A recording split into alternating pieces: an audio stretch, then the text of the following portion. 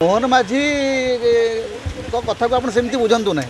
मोहन माझी आउ गोटे कथा कहते मोहन माझी कहते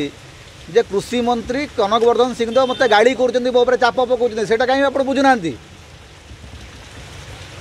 मुख्यमंत्री एवं उपमुख्यमंत्री भितर भल पड़ूना यहीटा परोक्षर सूचना देते कहीं आप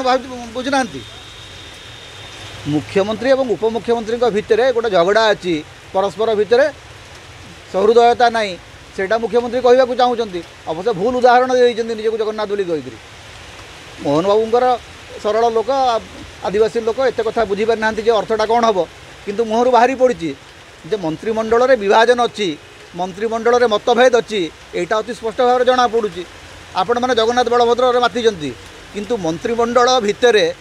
मुख्यमंत्री एवं उपमुख्यमंत्री भितर गोटे मतभेद अच्छी एवं से संपर्क में मुख्यमंत्री सूचना दौरान यहाँ आपण मैंने कहीं कहूना।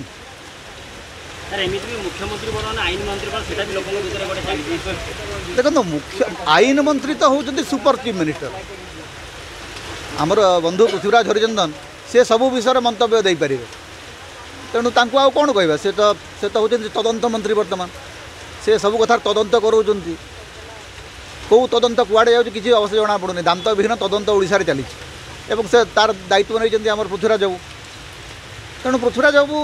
सुपर चीफ मिनिस्टर भाया कथबार्ता करतु मु तो आशा करी केतबेले पृथ्वीराज बाबू मुख्यमंत्री हो मोर गोटे धारणा है जदि 5 वर्ष ओडिशा रे बीजेपी शासन करे 10 जन मुख्यमंत्री हे